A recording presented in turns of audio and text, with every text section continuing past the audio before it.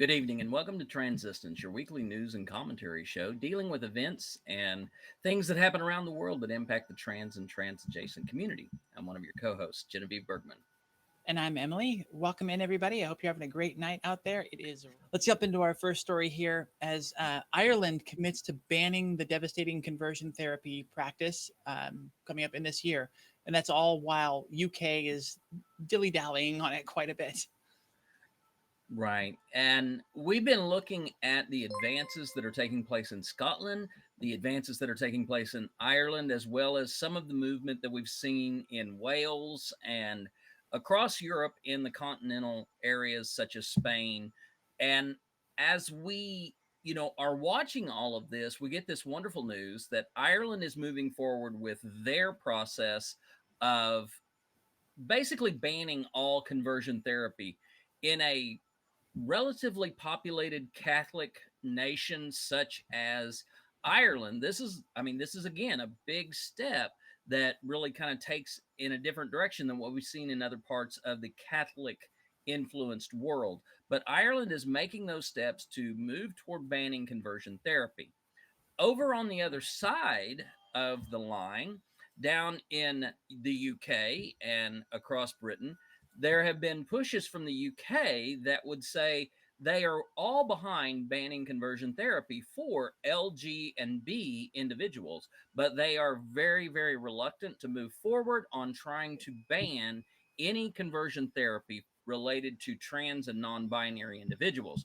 So while Ireland and Scotland are making these pushes that really do reflect a better world for the trans community in those areas, the UK itself is not wanting to move forward with that. And just a quick note: we'll probably cover the story in full next week. But we've been talking a lot about.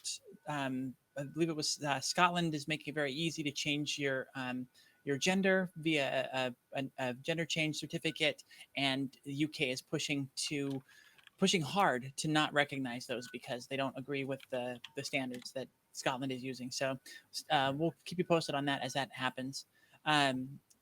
Queer Russian activists won't give up the fight. We'll keep making LGBT propaganda, they say. And this is in reaction to what happened with the Duma and Vladimir Putin and signing into a law basically that would ban any LGBTQ plus propaganda. And that relates to anything in print, anything in media that would relate to LGBTQ plus information being shared with minors. So whether it is in movies, television, advertising, social media, but also expanding that out into all ages. The Russian officials have pretty much said that this is oppressive, foreign agent intrusion.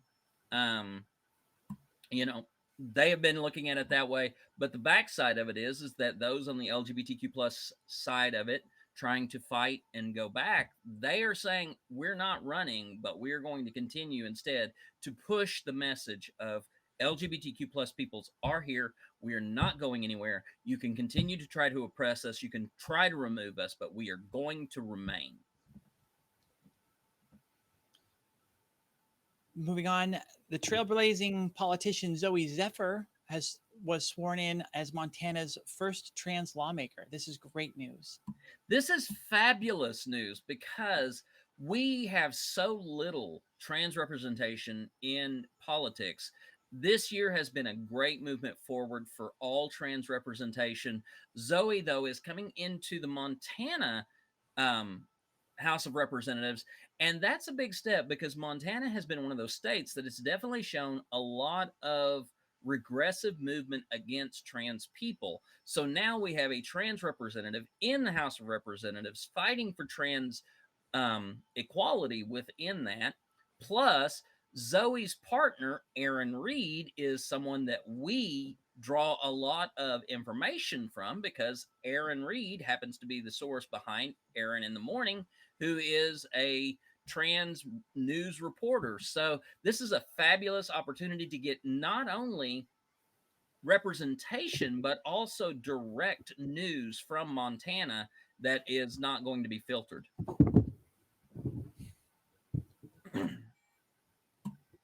Yeah, that'll be great to see. And like you said, we love Aaron's content. It is it seems to be very fair, but is, transgender focused in the stories that she covers. Yeah. So that's great. Next, we'll be talking about the states that target transgender healthcare in the first bills of 2023. What are those bills? What are the things that are going on in the states? Right. So last week we mentioned, things seem to be quiet on the state front, that everything seems to be settled down, or, and it was basically just, no, everybody was on a break. So now everybody's back. Let's see what kind of madness. Um, yeah. In fact, Aaron just updated this. There are, I believe the latest update is 14 states with 23 pieces of legislation that have been introduced within the United States since the beginning of 2023. That is already a steamroll trying to, bring new legislation in, attacking the trans community, taking people and removing different types of freedoms or access that we have to, public rights. So what we have as of right now that we can share details on is, in Kentucky, there was a bill introduced that would make it an emergency declaration if transgender kids use the bathroom, because as this Representative Bill Wesley said, by allowing students to use the restroom that are reserved for students of a different biological sex, this will create a significant potential for disruption of school activities and unsafe conditions, and it will create potential embarrassment, shame, and psychological injury to students. That's in Kentucky. In Arizona, brand new Governor Katie Hobbs has been pushing and actually accomplished today protections for LGBTQ plus state employees and contractors, while at the same time, the Republicans in Arizona have launched a new Don't Say Gay bill type thing that would force schools to misgender trans students throughout Arizona. This is about child safety, is what they say. This is about parents' rights to information and access. So while we have the new governor there who is trying to fight for those rights for trans people and LGBTQ plus people, Republican representatives are doing the exact opposite for students in schools across Arizona. Out of Oklahoma, we have one of the most horrendous laws regarding gender affirming healthcare. Oklahoma has introduced a new bill that would prevent anyone under the age of 26 from accessing gender affirming care. Now, that number is based upon the idea that part of the brain, the prefrontal cortex, does not fully develop until age 25. And that is based on some studies that were done by neuroscientists. But this bill would make it illegal for any healthcare professional to provide gender affirming care or gender affirming care referrals. So even if a doctor in Oklahoma said, no, I don't do that, they cannot by law refer them to a person in another state. Um, Over in West Virginia, a judge has overturned or has reinforced the law that bars transgender girls and women from competing. And the interesting thing is that there is an individual who is representative of the trans community, and that is Becky Pepper Jackson, a trans girl. And this judge has basically said, you know what, we're still going to enforce this. We're still going to stand by this. The ruling said that while Pepper Jackson takes puberty blockers, suppressing testosterone, and any physical advantage, it's possible that other girls don't, and therefore they would have an advantage over cisgender girls, which is problematic because you have a judge extending beyond the case before them. Yeah. You have a transgender girl who is sitting before a judge pressing the case, but the judge extended the movement of that beyond others and overruled the case at hand. Louisiana has taken away a little bit of entertainment for people there, because now you have to have legal documentation to prove that you are over 18 if you want to look at some, shall we say, adult oriented content. The Louisiana legislature voted last year, and it became a law in effect, that anyone over 18 cannot access what may be deemed to be pornographic material. Now, that may seem a little bit silly in some ways, but please remember, Louisiana is one of those states that is trying to classify any material relating to LGBTQ plus people as pornographic and obscene. So this would not allow anyone under the age of 18 to access any information about LGBTQ plus material, which means that people under 18 in Louisiana could not watch Transistance, because this would be deemed as pornographic and obscene. In Alabama, And you in the haven't court, even seen this get pornographic or obscene in this channel yet. right, we try to keep it off camera. Or on TikTok, but that's just me. In Alabama, in the case Bowe versus Marshall, five parents wanted to argue against the law in 2022 that basically took their ability to make decisions about their child's health care, which the Vulnerable Child Compassion and Protection Act would ban puberty blockers, hormone therapy, gender affirming surgeries for minors. So essentially, it removes access to gender affirming care for individuals under the age of 19. These five families took this suit in and wanted to challenge this law. What has happened from that is now that the state's attorneys are asking for the court to require the families of these children to produce medical records related to their gender dysphoria diagnosis.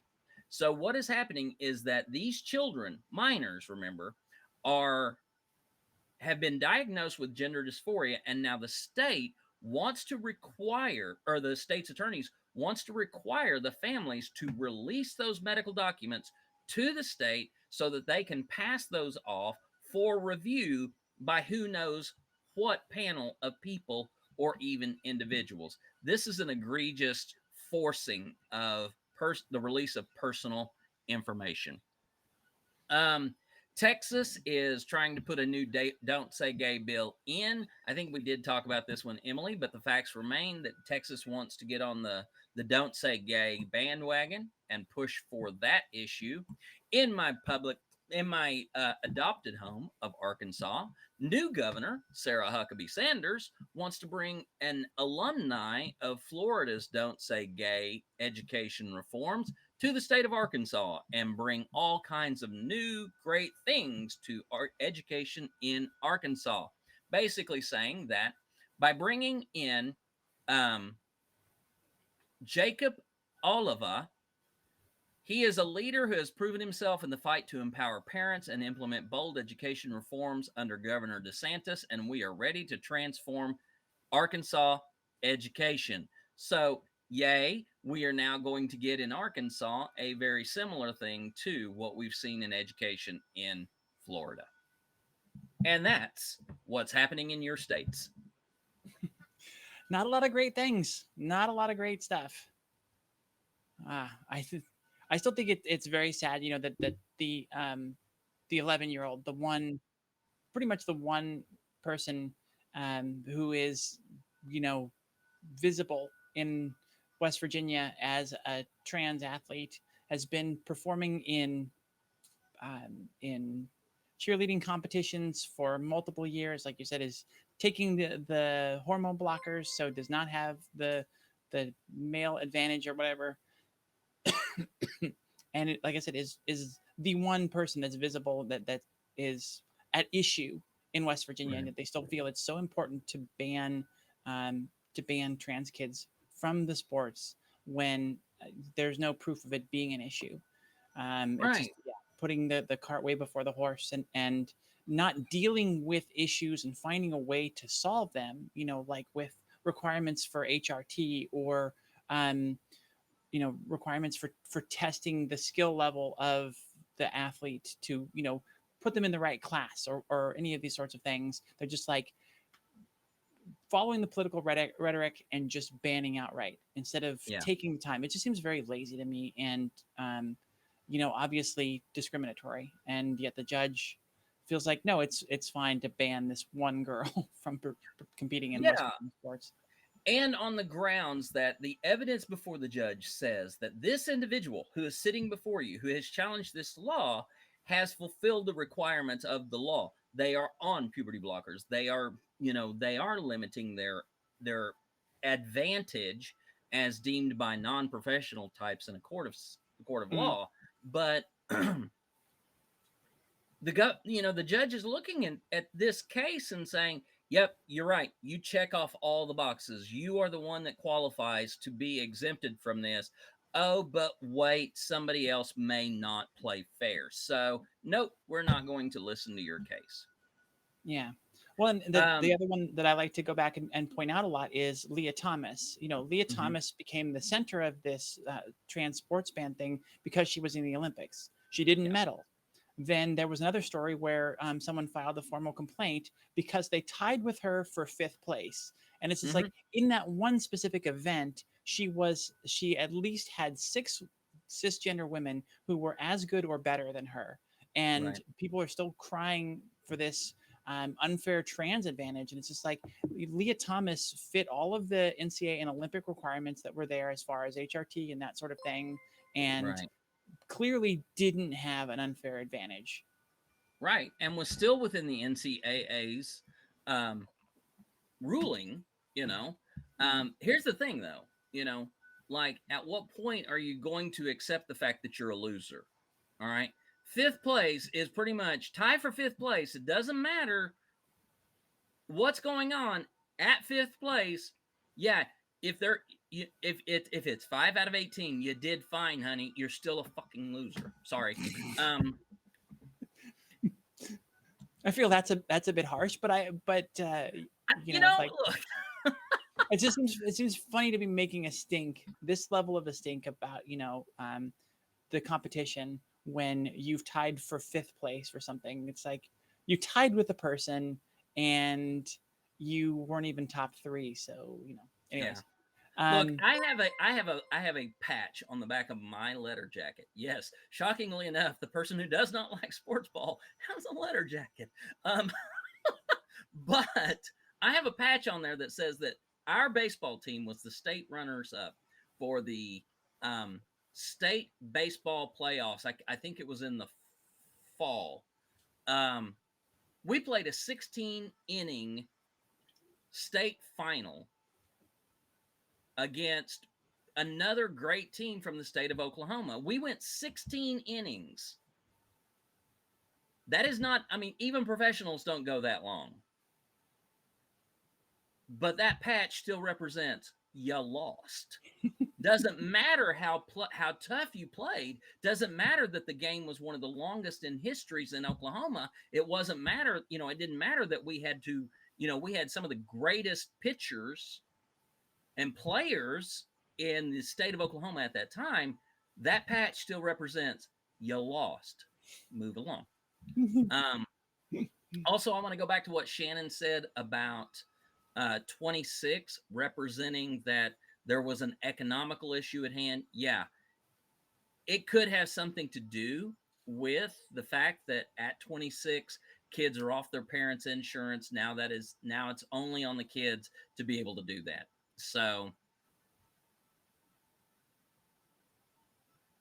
Beverly, even if it was the parents who were behind that lawsuit or not, a parent is advocating for their trans child. That is what is at stake here. That was, that was sort of a thing of, they are trying to do for their trans child the best thing. now we move on to Scotland, as Scotland plans to ban barbaric conversion therapy, and that is already upsetting Christian bigots. So we talked about Ireland's conversion therapy ban. What's going on over here in Scotland? So, yeah, we did mention that, Scotland's moving this way, Ireland's moving this way, but of course there's going to be a reaction. Simon Calvert is the deputy director at the Christian Institute, and the movement of the Scottish legislature to bring forward this ban that was inspired by Australian legislation. Director Calvert says that the ban would end up criminalizing mainstream pastoral work of churches, mosques, synagogues, and temples. Going on, quoted saying, if the Scottish government follows the advice of its expert advisory group, it will be exceeding its powers and inflicting the most totalitarian conversion therapy ban in the world, which that right in of itself is so oxymoronic that we can't just ignore somebody who doesn't realize their own harm that they're causing. But anywho, um, ministers were warned that the Christian Institute had received legal advice concerning ways to strike down the legislation, who described the law as fundamentally illiberal in intent. Illiberal. Interesting. I don't know what illiberal is. That's a new one for me. But the Scottish government wants to bring this legislation forward in a bill by the end of this year, and so that this is trying to move forward in Scotland to bring those protections to individuals in the LGBTQ plus community. But we see that Christian voices want to maintain a very harmful and harm creating form of therapy that would force LGBTQ plus people into some sort of revisiting of who they are as a way to remove those quote unquote sinful impulses. Mm-hmm. And there are plenty of studies that prove that conversion therapy doesn't work. It only does harm, and that a person goes back to their normal behavior after they're out of the situation after a certain amount of time. They'll just revert to the behavior anyways because it's who they are, and you can't change who a person is at their core. So exactly.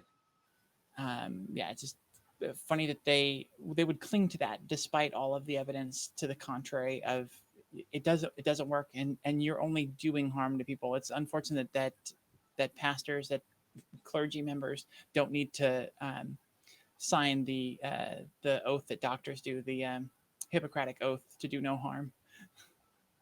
Seems like that would be a good thing. I'm gonna turn on our they signed the Hippocratic oath. Hippocratic oath. Yeah, there you go. Oops. Okay, this is a fun, interesting one because the headline Emily, sort of throws. Are you still there? What's going on? Okay. The next story has to do with something that got a lot of viral attention last week. Well, yeah, and the headline sort of throws it in an interesting direction that's that is different than where we'll take it. But yeah, the Proud Boys got a free subway ride from the NYPD following a drag queen story hour disruption. And there was some vitriol about the fact that there was a video about them being able to go through and not have to pay fare, and people were upset about that. What's the real crux of this story here? So I'm going to just say that the opinion that I bring forth may not be everyone's. There may not be agreement on this. So I acknowledge that my take on this is vastly different than what we have seen. But please bear with me. The reviews and the opinions of this particular co-host do not reflect the overall mission and agenda of the Transverse, just me. So, there was a situation where a group of Proud Boys showed up in Queens to protest a drag queen story hour at a library in Queens. Now, this was on December 29th, and the situation, we have seen this in the past where Proud Boys and protesters against the Proud Boys or counter protesters, that these things escalate in very quick and sometimes passionate ways, shall we say. The police intervened, and the video that we're referring to shows New York police officers and Metropolitan Transit Authority individuals opening up an emergency gate and allowing Proud Boys to go through that emergency gate without paying the fare for the subways. And of course, there was a little bit of noise being made, people calling out, the Proud Boys don't have to pay for their fares. Proud Boys coming back and making a couple of comments that were very inflammatory. The police actually responded in saying, correct, they don't have to pay the fare when addressed by a particular individual. Now, here is the situation. A lot of outcry was being yelled that the Proud Boys were being allowed to skate on the fair. But let's take this back and let's look at the context. The police were Uh-oh. trying to Did we lose what? Genevieve? Or is it What? just me? Am I still here? Hello. You weren't, but now you are again. Welcome Okay. back. Cool. When did I drop off? Just after talking about the fact that it was confirmed that they went through without paying the fare. Right. And then you were just explaining the other side of that. Okay, so the context of this is that the police were trying to de-escalate the situation at the library.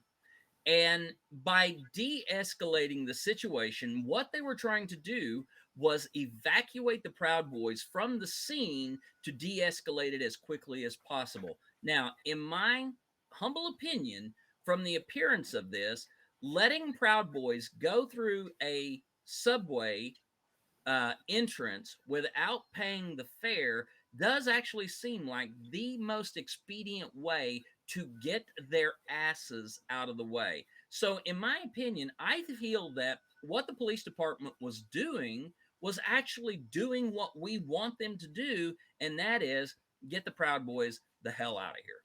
And so, from my perspective on this is, I'm not going to complain that they don't pay the fare. In fact, hell, I will pay the fare for these people to get out of the way.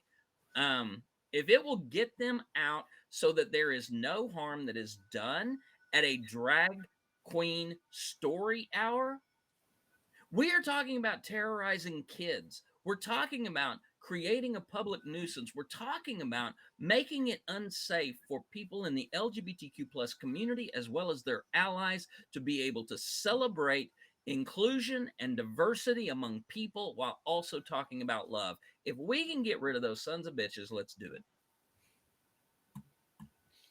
Agreed. Well put. The mayor of the capital city of Indonesia claimed, the capital city of their North Sumatra province, that is, declares their city to be anti-LGBT, claiming that there are no gay people in the city. Sounds that's a little questionable, but what's the story here? So interestingly enough, the mayor, Muhammad Babi Afif Nasution, said that there are no gay people in Medan after seeing gay people in Medan. Essentially, declaring that these individuals are here. They're not actually from here. These are, people who have been transported here by aliens, and they are causing a problem for our heterosexual pure environment. So therefore, we want to reiterate that the city of Medan is an anti-LGBT city. There are no LGBT people here. I mean, now this individual goes on and says that there isn't a single ethnic group in Medan that supports same-sex relationships. So let us adhere to our own cultural values, be it in terms of tradition and everyday lives, and also in relationships. Now, I mean, honestly, can you honestly believe that this individual is that blind to the circumstances? Can you believe that this individual is so obtuse to what is happening? Now, I want to remind you all that just last year, the Indonesian parliament passed a new penal code that criminalized sex outside of marriage, and that is set to take effect in 2025 and will be used most likely to target the queer community.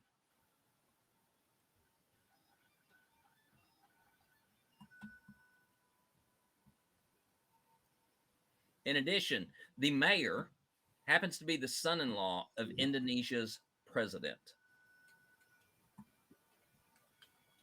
Interesting. Interesting. Yeah. Pretty good indication of why he would take such a big stance against that. Yeah, Considering, absolutely. It sounds like he's got something in his back pocket or something. yeah, a Christian manufacturing company denies a trans woman health care because of their honoring God mission. What's going on here? Lillian Bernier is employed by TurboCam and has been since 2019. She began transition in 2020. And according to her complaint with the New Hampshire Human Rights Commission and the U.S. Equal Employment Opportunity Commission, the company's self funded health coverage plan says that no benefits will be paid for gender dysphoria treatment, including but not limited to counseling, gender reassignment surgery, or hormone therapy and related pre op and post op procedures, which, as their objective, change the person's sex and any related complications. So you have this individual who has begun her transition working in this company, who has a very Christian mission as well as stated purpose in existing, funding self-funding a health coverage plan, and it basically limits this individual's ability to access the health care for her transition. Now, she says that she is proud of her work as a machinist at this employer. Um, and so it's frustrating and overwhelmingly to not be treated equal and to not receive the full benefits as her coworkers do. Now, the flip side of the argument is that TurboCam, according to their mission statement, exists as a business for the purpose of honoring God, creating wealth for its employees, and supporting Christian service to God and people. Now, here's something that I would find very humorous that I don't know if you all caught this. First is God, second is profit, and third is service. Just wanted to point that out there. We wanted to make sure to throw that profit in there just so they know we're making money. Um, TurboCam Oh, but employees have if you make profit off of the profit, is that never mind? Never mind. Keep going. Keep going. okay. TurboCam employees have the option of taking a substantial cash bonus that they can use to choose any health insurance, or medical services they desire. So this should resolve the issue. And on the surface, it sounds like it. The problem being that it is an either or sort of situation. So Bernier can take that cash settlement, but will most likely have to step out of the company's self funded health insurance program. She would then lose all of the access to her health insurance in exchange for her gender affirming procedures. So it's an either or, damned if you do, damned if you don't kind of thing. But, I still go back to this. So the business exists to honor God, create wealth for its employees, and support Christian service. I don't know, but it sounds like to me, um, I think somewhere in the New Testament it says something like, there are two great important things you got to do. One of those is honor God, and the other one is to love your neighbor.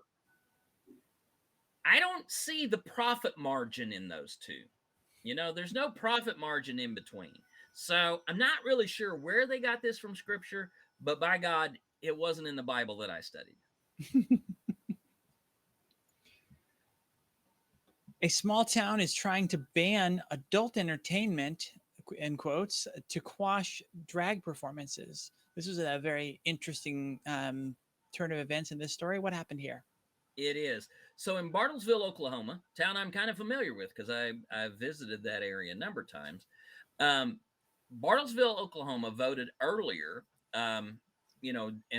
in the week to draft an ordinance that would ban adult entertainment in public parks. Now, what is at issue is that during Pride in September, there were drag performers out in the public park that were a part of the Pride celebration. An individual by the name of Shannon King came to the city council with a petition, and she was asking that they take action to determine whether the Pride event violated any state laws, city ordinances, or city contracts for use of public areas, and if so, to take appropriate action. So she brings this petition that says we need to re-examine um, we need to re-examine this um, issue of whether or not any laws were broken, because you know there may be a state law or a city ordinance or some kind of contract that was related to the use of public areas. So could we investigate that and therefore make sure that no impropriety would have been done? But that's not where the petition ended. Nope. The petition continued on to say, if no laws or ordinances were broken and no current contracts were violated, then I ask you to study this issue and consider a new city ordinance that would prohibit adult oriented activity from happening in our public areas again. Hmm. Yeah, so So it didn't violate. It wasn't deemed adult or inappropriate behavior or activity. But this person has a problem with LGBT people, so we need to make it. We need to make it a violation of a city ordinance. yep. So they were within compliance of the law. They were doing, if they were, um, so basically saying, let's investigate it, see if they did something. Oh, by the way, can I see your manager? Um, but the vote basically accepted that. They accepted this idea of drafting a new ordinance that would ban adult entertainment, drag performers in a public space.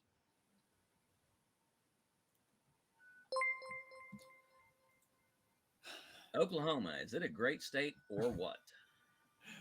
Yeah, Oklahoma, it's there. Um, Yellowstone's Lily Kay reveals that she made out with her real life partner in the lesbian kiss scene. Okay. So yeah, I'm a Yellowstone fan. I love Yellowstone. This was positively one of the best scenes that I've seen in that series, especially that night.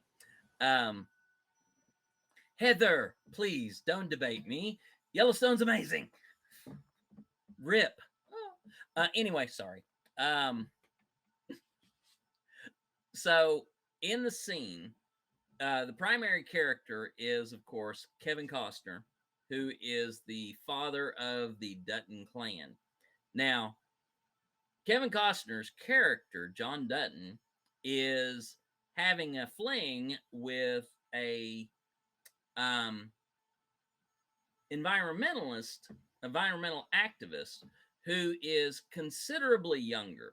And they decide to go out to a carnival, and they're enjoying themselves at the carnival, but they're sitting there at the front of the group of people just watching the concert, and they're just talking back and forth. Well, the thing is, oh, okay, Heather, sorry. The thing is that John's wanting to get a little bit of PDA in, and Summer is like, hang on, what about all of these people? So John turns around, and he's been elected governor of the state of Montana, and his aide is just a few seats behind him, and you see her leaning over and kissing another person in a cowboy hat and dressed out in the Western duds. If you pay attention, you can tell that this individual is a non binary presenting individual who is the actress's real life partner, Julie Kasimba. So they have this scene where the aide and their date, this cow person, have this really cute little kiss. Come to find out, it's a real life couple. One of them happens to be non-binary, and I don't know. I thought it was just fabulous. I thought it was a sweet little scene. I thought it was a throwaway scene of just this cute kiss, to kind of move the story along so that John ends up kissing his, this individual who's much younger than his daughter. But he does it behind his cowboy hat. So, I mean, it's really cute scene. Now, the thing is that those who are basically homophobic have lost their proverbial cow shit over this, because it is like, how gay can we make the West? And it's like, well, honey, did you not see Brokeback Mountain? But of course, this has gotten conservatives up in arms, because now, of course, Yellowstone is going woke, and John Dutton ain't nearly as powerful as he looks, because there's a couple lesbos kissing behind him. That's the thing, is that they are going after this as if it was some horrible demonstration of something to diminish traditional marriage, when you got Kevin Costner kissing somebody 30 years his junior.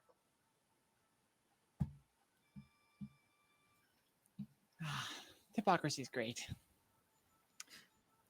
A prominent anti-trans activist was mocked roundly after realizing that transphobic Christians hate gay people as well.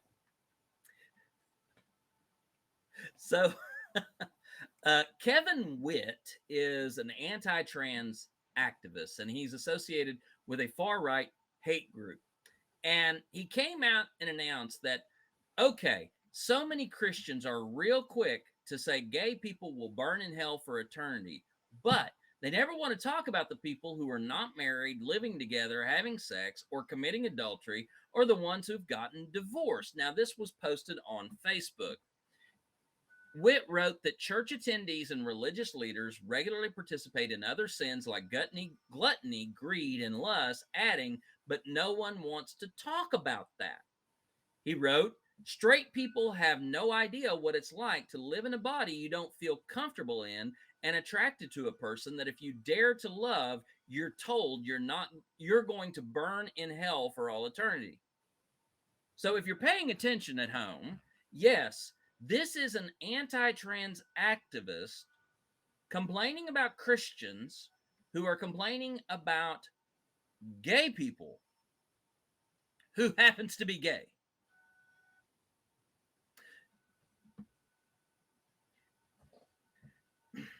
When you miss your own point, you deserve to be raked over the coals by social media. I'm sorry, but it's like this. If you are going to be so blatantly blind to what you said, you deserve everything you get. And of course, the internet did not disappoint. Um,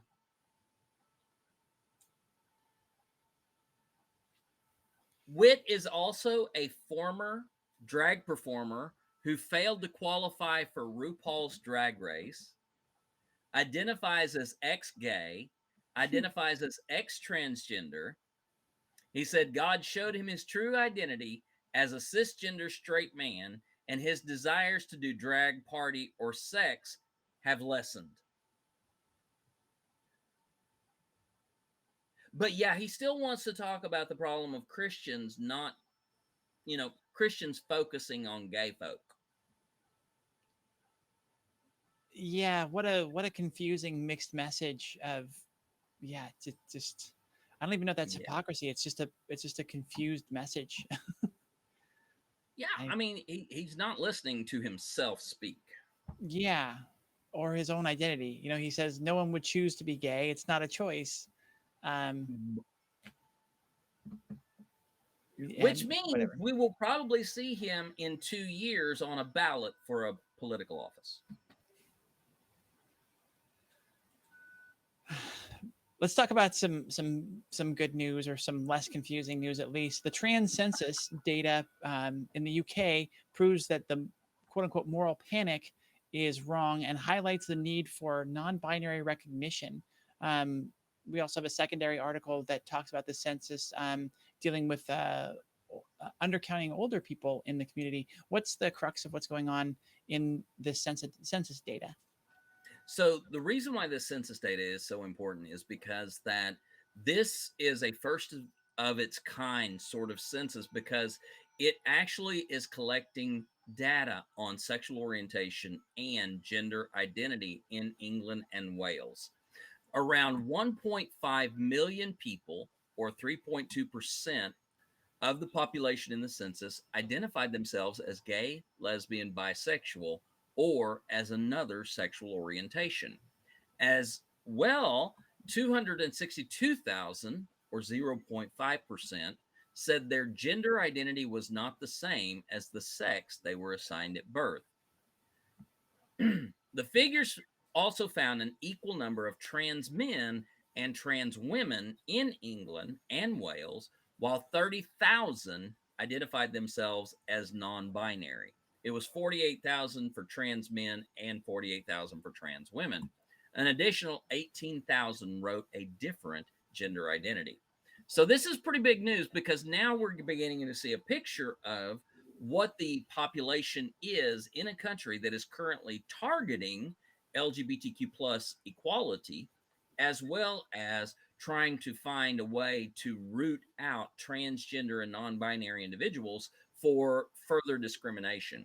The CEO of Stonewall, Nancy Kelly, called the data significant and said that the small size of trans population should put to bed any fake narratives. It's such a small population, the negative obsession we've got with it nationally, it's just not justified on the basis of these numbers. With a total of, um, real quick, 262,000, you know, what Nancy Kelly is saying is that there's really no reason to launch all of these fear campaigns that would seemingly make it look like that there is a trans invasion of England and Wales. So, that's one part of the aspect of this census data. The other side of that is that the information that was collected for people from 16 and over, of those, who completed the survey, what was discovered is that there are people, most likely, who are older adults, or people who don't like to be identified by labels from society, who did not actually get represented in that number. So the numbers could actually be higher. It could be that, non-responders are more likely to be LGBTQ plus, um, because they don't want to disclose. They don't want to talk about their sexuality. They don't want to talk about their gender identity. They mistrust the government, thinking that if they identify, now they're going to be somehow, cataloged and Mm-hmm. then targeted later down the road, which I can understand that fear. That's a very real fear for us right now, having seen here in the US. Uh, Attorney General Ken Paxton wanting to acquire gender marker change information from the Texas Department of Safety. I mean, that's a very real fear. So it's possible that those who identify in older groups, or those who don't want to be labeled, may not have been a part of that. So those numbers could actually be higher. Yeah, it was 7.5% of the people that responded to the census survey didn't fill in that section about being LGBT. So that's a big number. It is. All right. A Florida high school play about censorship was censored because of the Don't Say Gay bill. What's going on here? Students at Douglas Anderson School of the Performing Arts, a magnet school in Jacksonville, Florida, were putting on the play Indecent. Now, the play Indecent is written to sort of tell the story of a controversy surrounding a different play called God of Vengeance from 1923. Indecent tells the story of how the cast of Gods of Vengeance were being arrested on obscenity charges, and that there was a queer Jewish couple at the heart of the story. So cast members said that they were told by school administrators that the production was being canceled because of the script's content. A senior at the high school was set to play one of the lead roles. Um, and in talking to Teen Vogue, said that the cast discussed being "don't say gayed" after getting the news. It's baffling that a show written about the detrimental effects of censorship is being censored. What about love should be censored? How is this impure? So we have Florida targeting a play through its law that is high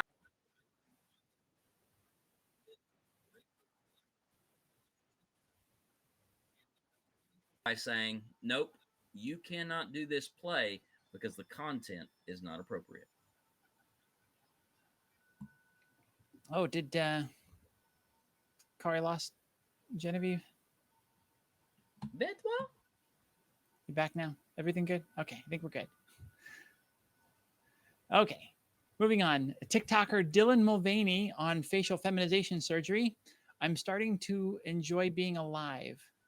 I'm so happy to hear this story. What's going on with with her story?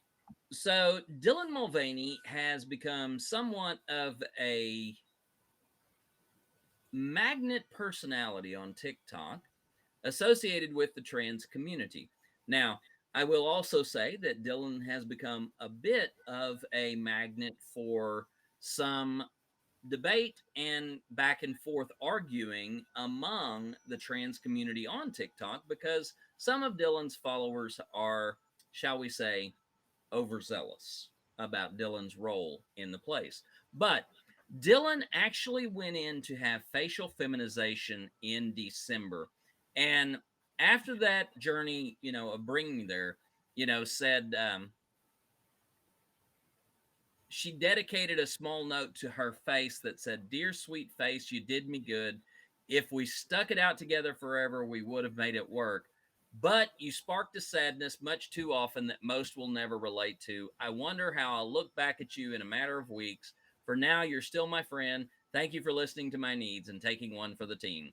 Please don't feel like you failed. I can assure you it's me, not you." Um, Cute. so Dylan That's was so trying to make a adorable. little bit of lightheartedness, you know, kind of the transformation that Dylan was going through. And as Autumn has said, it created a massive debate. And what was at issue is Dylan has only been out for a year. And Dylan is very public. Has been doing the entire movement of her transition on TikTok, giving a daily diary to followers. The thing is that in a year's time of being out, she has already moved into facial feminization surgery, which creates a little bit of, I'm not going to say jealousy, but there is a little bit of a discrepancy in recognizing what Dylan has access to is not the story of typical trans people who are still waiting to get gender affirming therapy, who are still waiting to get on hormones or to have their hormones correctly done, much less those of us who are fighting just to be able to have access to that care.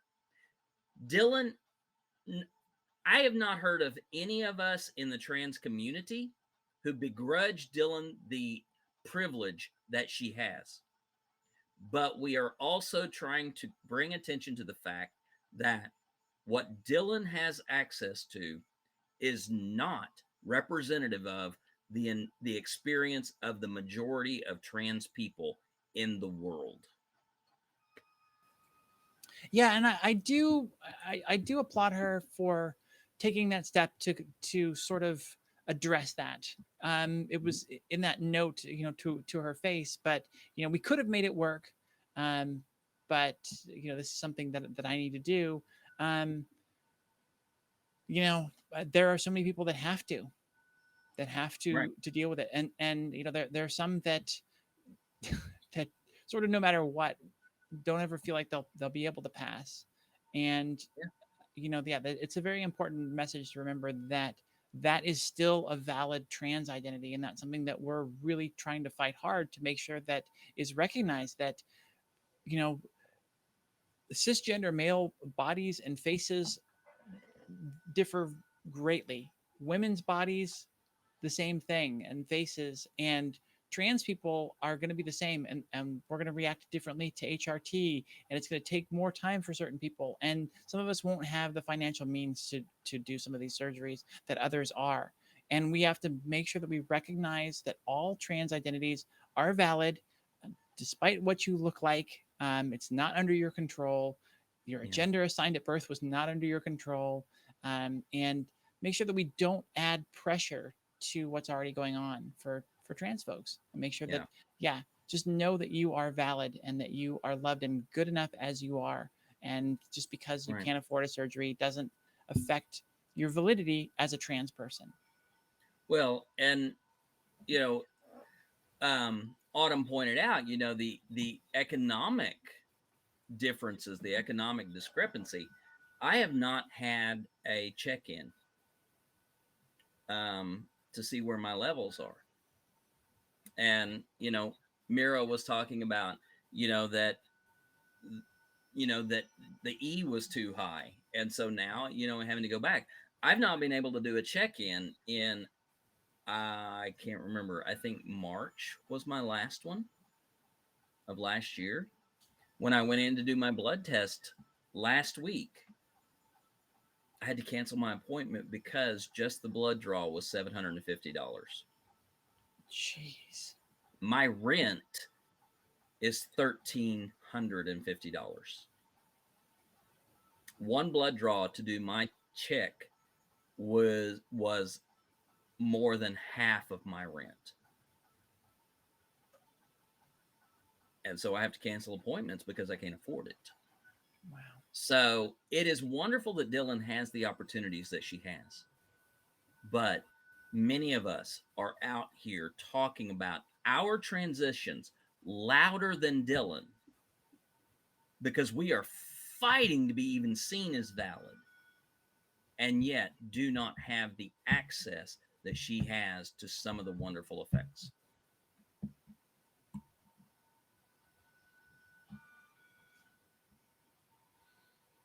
That's an interesting point that Vespers makes as well. That a lot of folks, of our generation, come out very late in life, and Mhm. as you get into your later years, that limits the effects of HRT. That limits the ability to have any of the surgeries, um, because because of your age, because of your weight, because of so many other things. Mhm. So it's just calling out and bringing light to the fact that it comes down to passing, right? And passing is a privilege, and not everybody has that privilege. Not everybody has the financial means or the abilities to get passing privilege. And by passing, I mean passing as just another normal cis person in society, without question. And so it's really important to remember that, and to honor trans folks, even if they don't fit into a mold. The same the way we fight to honor women who don't fit into a mold for Yeah. body shape and size, and to a lesser degree men, but the men still have a lot of pressure as well. So Yeah. it's something that we need to really evaluate across our society. Yeah. And Shannon brings up a very good point because Shannon and I are both on TikTok, and we have a connection there.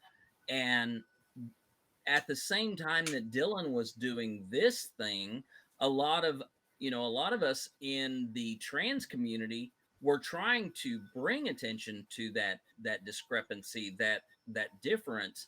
And we had, you know, the fans that Dylan has created are really overzealous, and they would insert themselves into the conversation that the other trans community was trying to have, and disrupting and accusing us of sour grapes, accusing us of not, of Dylan being a better representative of the trans community, of Dylan being able to, do things that, they understood the trans community so much better because of Dylan, while at the same time dismissing the trans community because they were fans of Dylan.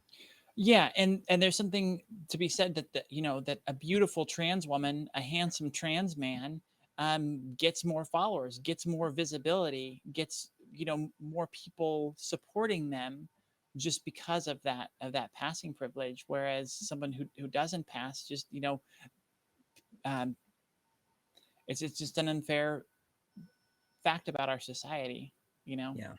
Um, and I did want to respond to.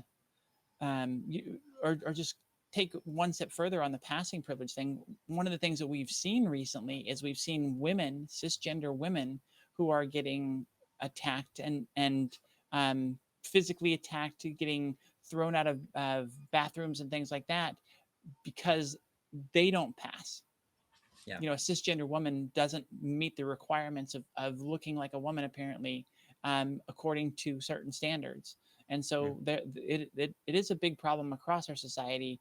And yeah, we're hopefully we'll get to a day soon where um, people will just kind of calm down. But it seems like we're going the opposite direction. Exactly. Drummed up by all this fear mongering of you know men taking advantage of trans rights and you know getting into bathrooms. Let's move on and finish off with something really positive and undisputably positive. Um, a new gay congressman, Robert Garcia, was sworn in on a Superman comic book. Not only a Superman comic book, but the first edition of the Superman comic book from the Library of Congress. What's going on here? This sounds a little bit funny. So, personal bias completely. As a huge geek, as a huge nerd, I fell in love with this story, and then I read it a little bit deeper, and it is so moving. Robert Garcia is a Democrat from California who happens to be gay and has been part of the, brand new, um, you know, influx of representatives who had their swearing in sort of delayed, um, because of the Speaker of the House issue. But when Robert Garcia was actually allowed to step up and take his oath, this is what he had. He had a copy of the Constitution on top. Beneath that is an original 1939 Superman #1 that he had been able to borrow from the Library of Congress, a photo of his parents, and a copy of his citizenship certificate. Garcia actually came to the US from Peru when he was 5 years old. He said that his naturalization is his proudest moment, and that his parents died in 2020 from COVID 19. Oh no. So he was the youngest and first out LGBTQ plus person elected as mayor of Long Beach in California, serving from 2014 to 2022. But he's also an avid comic book fan. So he was in the Library of Congress in the congressional members' reading room, He said, I can pull any comic book from what is the largest public comic book collection in the country and read them here. And he found original copies of Superman 1 and Amazing Fantasy number 15. Superman 1, of course, the debut of Superman, but Amazing Fantasy number 15, the debut of the Amazing Spider-Man. So he said, I don't know which one I'm going to read first, but it's this beautiful story of this individual who takes this moment, and then we read a little bit more about this. The comic book was also how Garcia learned to read and write in English. Hmm. As a small child, coming from Peru, having to learn this new language at that age, comic books were his easiest access to English. And so he read Superman comics to learn to read and write English and is now a United States congressman. That's beautiful. I love that story. It's amazing. I love when we're able to celebrate those intersectionalities of Yeah. being part of the LGBT community, but also being an immigrant, being a person of color, just having all of that representation in one person and all Yeah, that different perspective. I love that. I think he'll be a great representative for us. I agree. All right. I forgot entirely to take our second break. I was thinking about it when it was coming up and I skipped it when it happened. And I'm sorry about that. We'll try and work in two breaks next time. But hey, we shot through everything. That means we're done. We're done quite a bit early. We're gonna let everybody out of class, and you can go back to your days. Um, did you have anything else to add, Genevieve, before we let go? If you might, it can make. Can I do a little plug?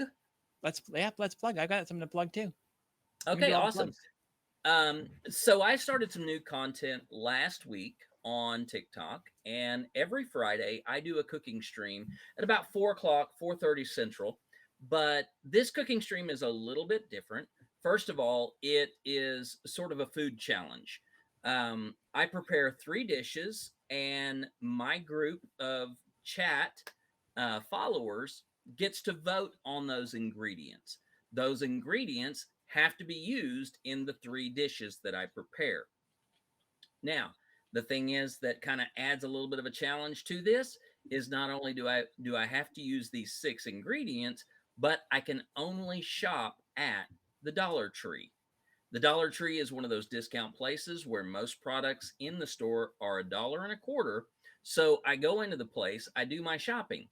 The rest of my budget is what I spend on those 6 ingredients. So if I buy those 6 ingredients, the total is 750. The rest of the ingredients that I use for the meal is only 750, meaning that I have to make a meal for $15 out of what I can find at the Dollar Tree. Now, I make this meal and I talk about during the course of getting the votes for the ingredients and also during the making the meal, I talk about food deserts, which are those areas within the country where people do not have access to affordable and nutritional foods. And many people have to rely on places like Dollar Tree or Dollar General or convenience stores to have access to their foods. The point of intersection on this, and it's one that I don't talk about, but it is one that is very important, is the number of people among our community, the trans and the trans adjacent community, who do not have access to food at all. And so this is actually a very crossover type thing because there are going to be many transgender people who are representative of those individuals who can only shop at things like the Dollar Tree, Dollar General, and convenience stores. So Fridays on TikTok from 4 to 4:30, I hope you'll join in, see what I can make out of the ingredients that are being voted on. I've got some good ones for this week. That's 4 to 4:30 Central, correct? Yes, it is. All right. And I've got an episode of the Transgender Show tomorrow. We've got Jessica and Janine on. I don't know a ton about her. We'll have to learn about her together, but that'll be fun. And it's good to have two Transgender Show episodes in a row again. It's having about a month and a half off has been really tough. I'm glad to be past the main bit of the depression that I was in at the end of the year and getting things started again. For something very fun that we have in our merch store on Etsy, in the Etsy store. I haven't put it up on the Transverse one yet on the website, but an inclusion flag sticker, a round sticker that we have now that it has the entire inclusion flag in this fun little sticker. So you've got the entire rainbow there, and you've got the BIPOC, trans, and intersex there. So it's this entire inclusion flag in one nice little round sticker. So but that was a That's fun fantastic. design and great to add to the merch store. And I believe, yes, it is the transverse.etsy.com is the way to get there. Cool. Get yours today. With that, I think we're all done, folks. And I'm losing my train of thought, but whatever. I'll recover here. Just lost it entirely. And I was doing so well too. I hope you all have Emily, had a great night with us. What was that, Genevieve? I was going to say, it's the end of the show, honey. It's the end of the show. The brain is shutting down. For No, I Genevieve mean, it's the Bergman, end of the show. That's the train of thought. We're at the end. the train is done. Speaking of trains, thank you all so much for the hype train today. We had level 3, it looked like. So thanks everybody for contributing to that. For Genevieve Bergman, for Kari Aiden, who is in the booth doing the production of the show, I'm Emily Michelle, wishing you good night and good news. Thanks, everybody.